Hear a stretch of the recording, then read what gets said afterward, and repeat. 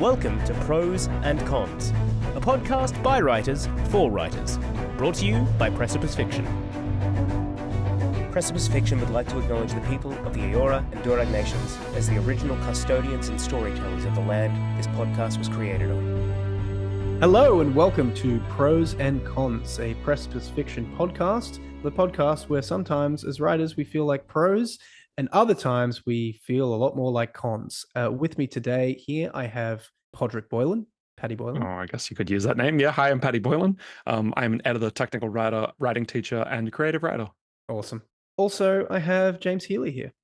Hello, I'm James Healy. I'm a writer and part-time freelance editor. Nice. And I'm Alex. I write, and I just recently had a short story published in the BAD crime fiction Western Sydney anthology. It's a good anthology. It's just called Bad. It's just called Bad. Yeah. It's called Bad. The thing is, there's a crime writers festival called BAD, BAD. So it sounds like, I'm in a bad anthology. It's like, well, maybe some of it. I don't know. I haven't quite been through the whole thing yet. So No, the story is great as well. It's a really fun story. And I should say there are at least 3 other really, really good stories in it that I've been through so far. So I do recommend checking that out if you get a chance. Today, we're stretching the format a little bit, stretching that format. And what we're going to do is I'm going to read a short story, quite a short story, and then we're going to analyze it. For legal reasons, this is a short story that is in the public domain. We'll get to that in a minute. But before that, what have you all been reading? Paddy, what have you been looking at? I've gone back to, for a while there, I was reading the Last Kingdom series by Bernard Cornwell. It's historical fiction, swords, Vikings, shield wars, longboats, all that good stuff. I stopped the series because as good as it is, it gets a little predictable after a while. But I picked it up again, partly because I want to start on Bernard Cornwell's next historical fiction series, the Sharp series, where this guy's the soldier in the British Empire, lots of colonial wars, probably lots of questionable content, but looks like rollicking good imperial daring do fun. And it's just really readable. It's all just really Moorish. Yeah. Sure. If you like historical fiction, I heartily recommend Bernard Cornwell. Cool. Awesome. And James, what have you been consuming recently? I've been reading The Cuckoos of Midwich by John Wingman. Oh, it's great. Great story. I don't know if I'd mentioned it in the podcast before, but essentially this sleepy little quaint English town. Everyone in it just falls asleep one day. When they send in police, they send in military to see what's going on. Once they get to a certain distance outside the town, they also fall asleep. Ooh. And after a day or so, everyone just wakes up. Inexplicably, everyone's fine. There's no long-term effects. And then over the next coming weeks, it turns out that all of the women in the town are pregnant. Oh, that's weird. Pretty weird, pretty disquieting. What a great setup. Yeah, it's so good. Great setup, yeah. And then things develop from there, and it moves along at quite a good pace. And it's just got this real disquieting kind of creepiness to it. But it's almost like a cozy horror. Like everything is so fine. Like the characters in it are like incredibly kind of posh English, and there's no big things happening. Like it's just disquieting. It's really, really good. Have you finished it, James? I haven't finished it. I think I'm probably about halfway through.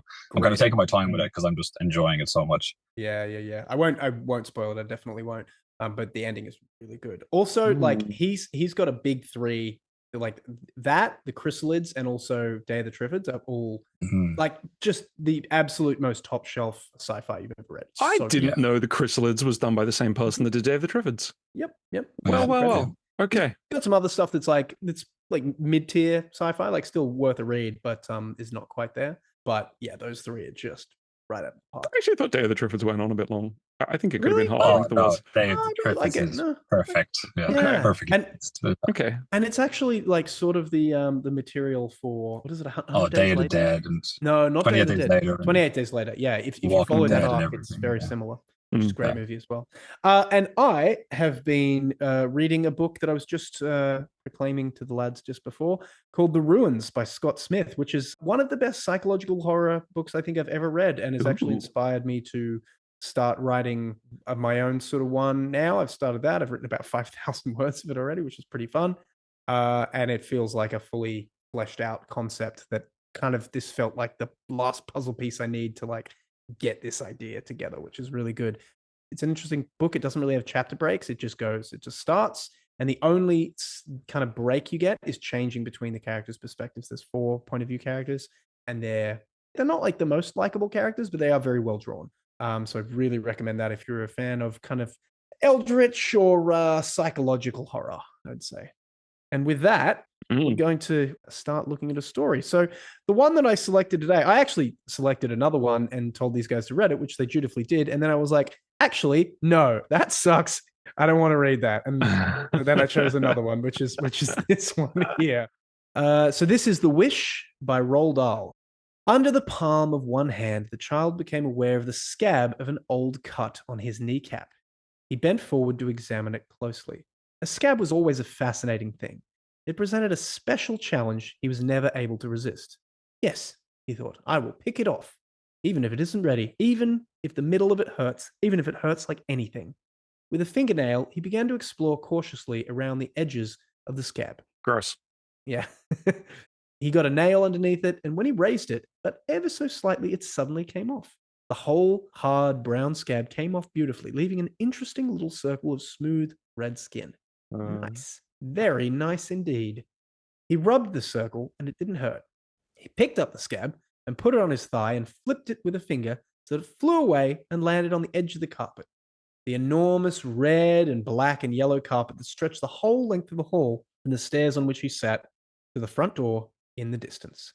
A tremendous carpet, bigger than a tennis lawn, much bigger than that. He regarded it gravely, setting his eyes upon it with mild pleasure. He'd never really noticed it before, but now, all of a sudden, the colors seemed to brighten mysteriously and spring out at him in a most dazzling way. You see, he told himself, I know how it is. The red parts of the carpet are red-hot lumps of coal. What I must do is this. I must walk all the way along it to the front door without touching them. If I touch the red, I will be burnt. As a matter of fact, I will be burnt up completely. And the black parts of the carpet, yes, the black parts of the carpet are snakes. Poisonous snakes, adders mostly, and cobras. Thick like tree trunks round the middle. And if I touch one of them, I'll be bitten, and I'll die before tea time. And if I get across safely without being burnt and without being bitten, I will be given a puppy for my birthday tomorrow. He got up to his feet and climbed higher up the stairs to obtain a better view of this vast tapestry of color and depth.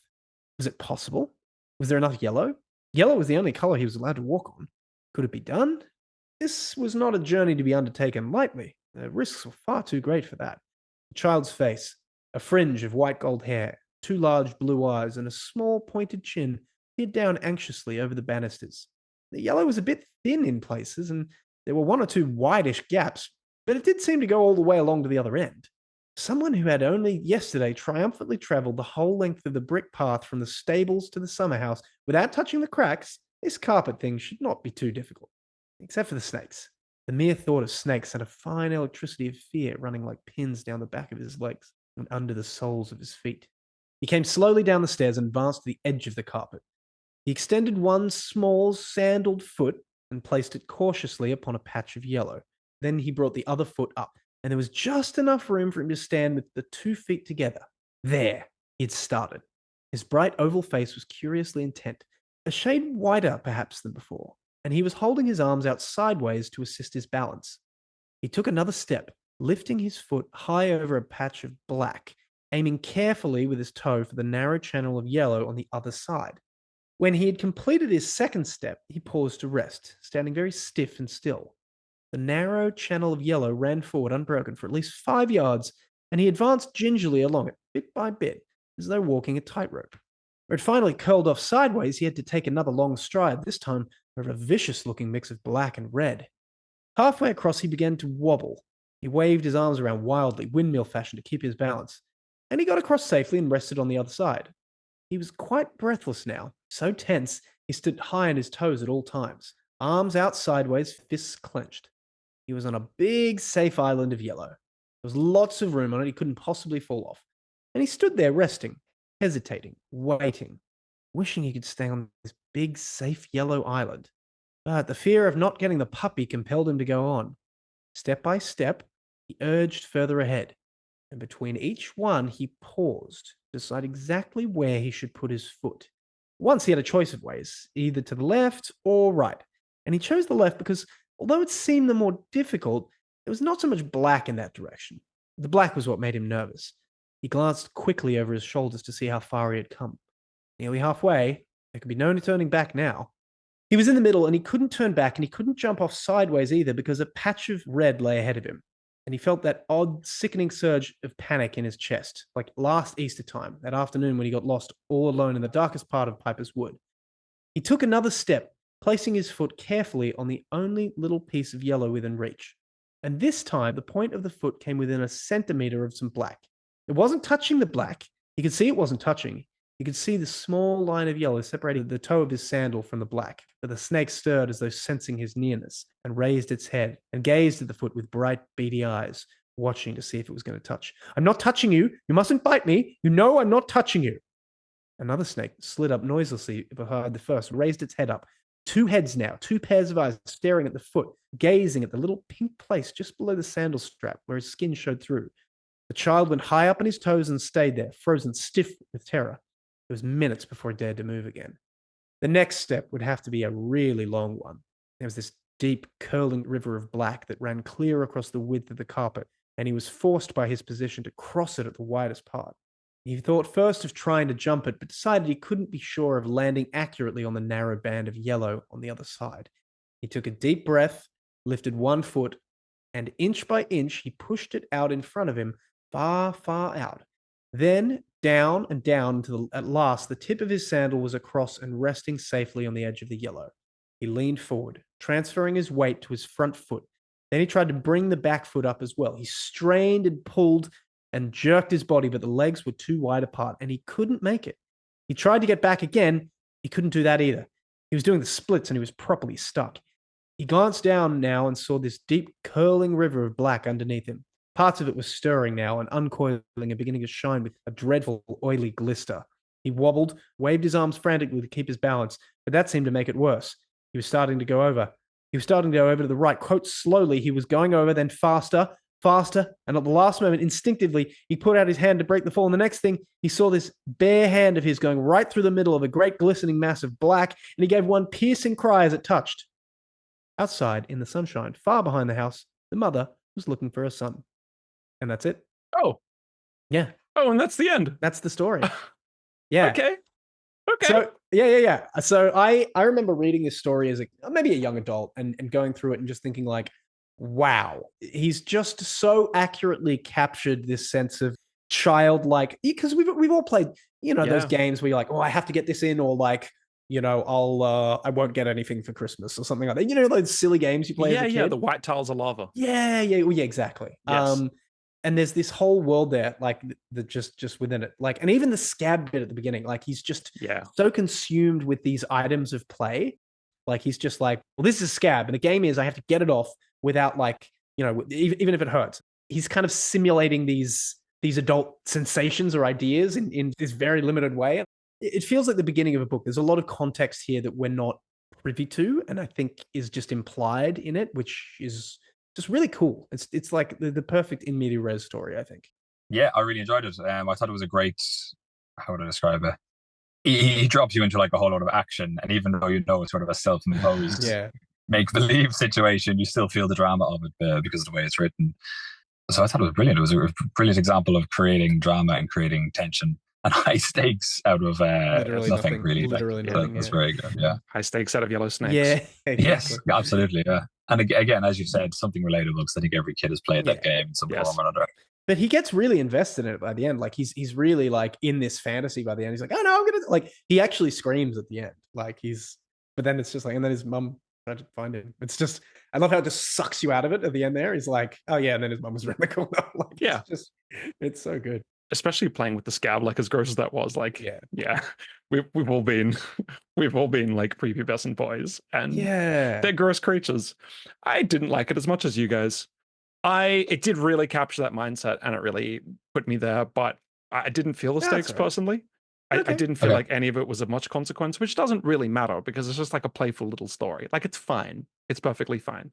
But I would have liked to feel like there were more stakes in what was happening. And I would have liked to feel more of, I don't know. I felt like it was described almost like a little bit literally out of like more flights of fancy. when there was some dialogue, was it from the snakes or from the boy? It was from him. Yeah, there was some dialogue from the boy to the snakes. I loved that, and I wish there was more dialogue and maybe more intonality before that. I felt a lot of it was just describing, which I found a little bit dry. Still liked it, but I didn't love it. But I liked it. It was cute. Think that literalness is, and this might be me trying to, what's the term when you like something's bad, but you're sort of trying to paint that as like, oh no, that's part of the thing. Like this might be a bit of that, but it might be like the literalness might be just the fact that he is a child and like everything is just this he's literally like he doesn't really understand the concept of a metaphor yet, or maybe this is I don't know.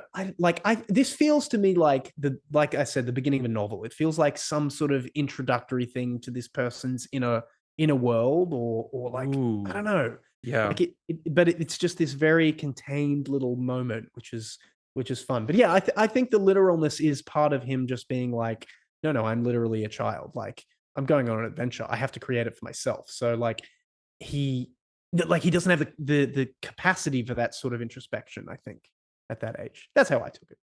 That's how I take the picking of the scab as being he's just bored. He's sitting in his big house by himself and he's poking at stuff and he's come up with this little game to play.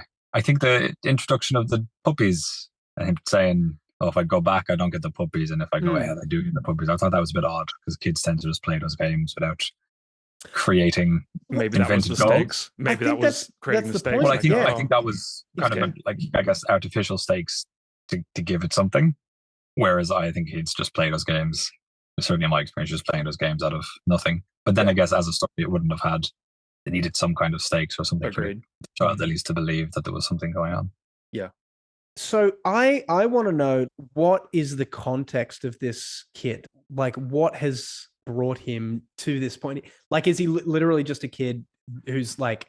Is this saying something more about his life and who he is? Like, is he bored all the time and he's just got this amazing imagination because he has to do it? Or it's just like, no, it's just some kid doing something. Like, I feel like there's a few little notes in here that could be extrapolated out, you know? Like, maybe. I wouldn't read into it too deeply myself. This seems like any kid would do anything like this. And yeah, this was a more vivid version of what a kid would do. But I don't think a kid needs to be chronically dangerously bored to come up with a game like this. No, I suppose. I kind of like that. As much as I wanted more stakes, I like the idea that ultimately, like, there is nothing special or remarkable about this scenario. This is just what kids do.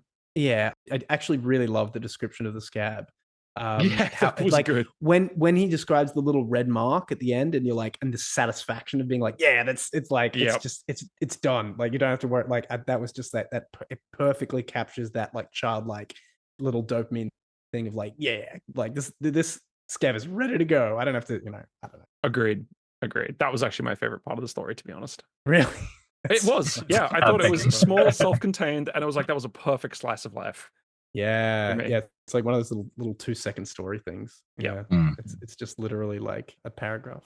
Before, when you said this would make a great start to a wider piece, I totally agree. I do think personally, I think the whole carpet thing went on a tad long, or I wasn't as gripped as I could have been. However, I think this would make a brilliant start to a longer book. Yeah, I think maybe it does. You're right. There is a bit of a chunkiness in the middle there where it kind of is just going on with the stuff. Like, and he's kind of just leaning into it a little bit. And there's not much really happening in terms of stakes being evolved or anything. Because it's just like, well, you're either going to touch the carpet or you're not.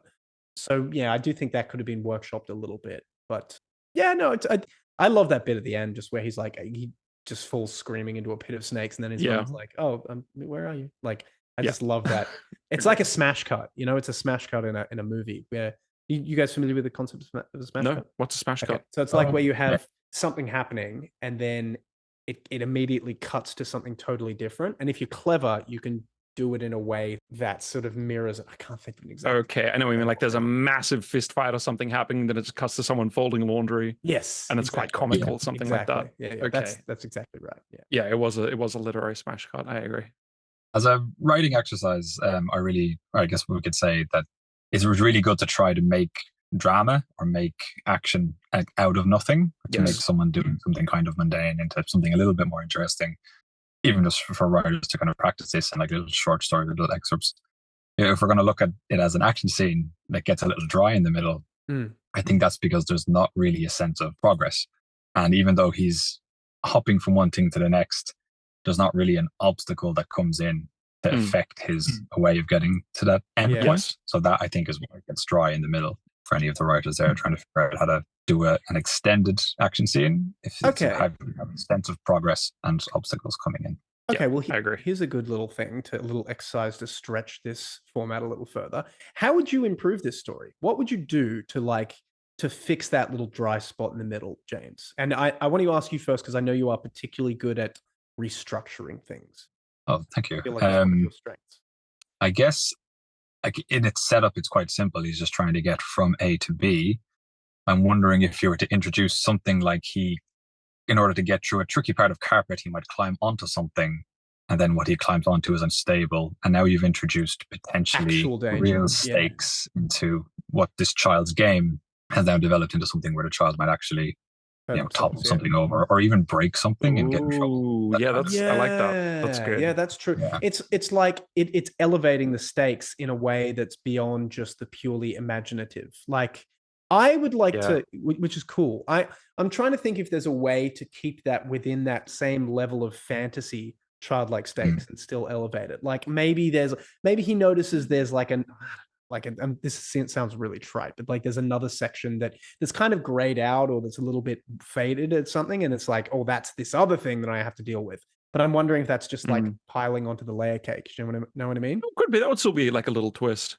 I like the idea that maybe he realizes he has to jump at some point, but by jumping, the carpet might slide slightly and like break a vase or something like that. That's the first thing that came to mind. And you're right, that would sort of like break out of the fantasy a little, but I don't know. I think like the kind of coming in and out of the fantasy would have been fun. Yeah, I think that probably is there's no right answer here, but I think you are correct. Taking it out of that meta realm of pure fantasy and bringing in an actual thing of consequence is probably what they'll elevate this to actual drama. You know, another thing that could be done, and it wouldn't necessarily tie into the action, but it would be keeping in line with him throwing the scab into the carpet, would be if there was, like you were saying, stains and other things on the carpet, which themselves told a bit of a larger story about what this like and what the people in this house, maybe who lived here and stuff, that he would be recontextualizing these things to fit into his own imagination. Oh, but it's feeding little bits of intrigue about the family as we're moving along.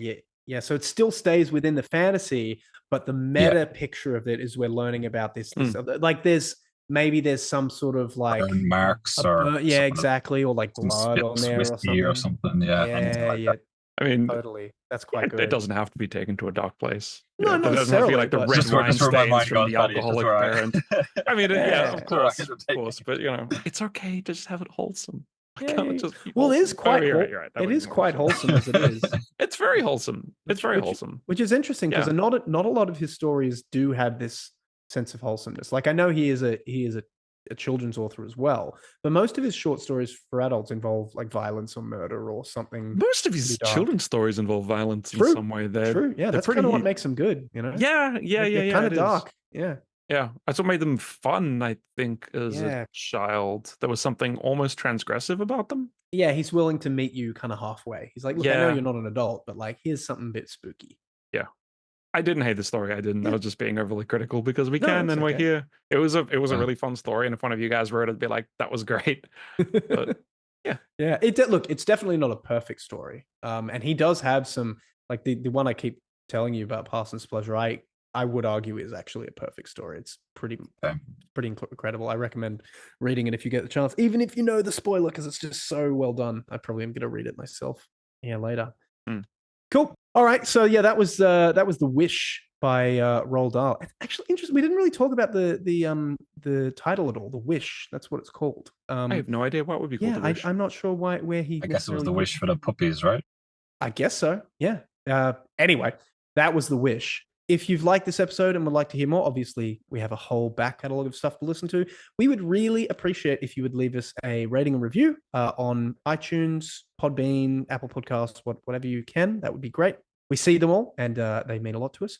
And they help us get noticed as well. And also, if you'd like to read some of our actual work and see us put our money where our mouth is in terms of critiquing short stories, we have an anthology out called The New Mythic. It is twice Aurealis Award nominated. It was nominated twice for the year for 2 separate stories. No one here, unfortunately. It was Matan and Vince. But yeah, check that out as well. We have it in audiobook. The audiobook is incredible. It is. We've had actors come in and do it. I really recommend listening to that if you get a chance. But yeah, I thought I'd leave you guys with a quote. And this is by Roald Dahl. And he says, if you're going to get anywhere in life, you have to read a lot of books. And that's Roald Dahl. And I think that's quite sweet. Very true. So to sign off, James, what were the pros of this story? I quite enjoyed it as a little self-contained story where the stakes are kind of self-invented, and it's just about a very relatable thing that most children do, which is kind of just playing the floor is lava, and then it kind of derives a little bit of action and drama out of that. Trying to get that puppy. And Patty, what do you think were the cons of it? The snakes were far too scary. This is Alex, James, and Patty with Pros and Cons, signing off.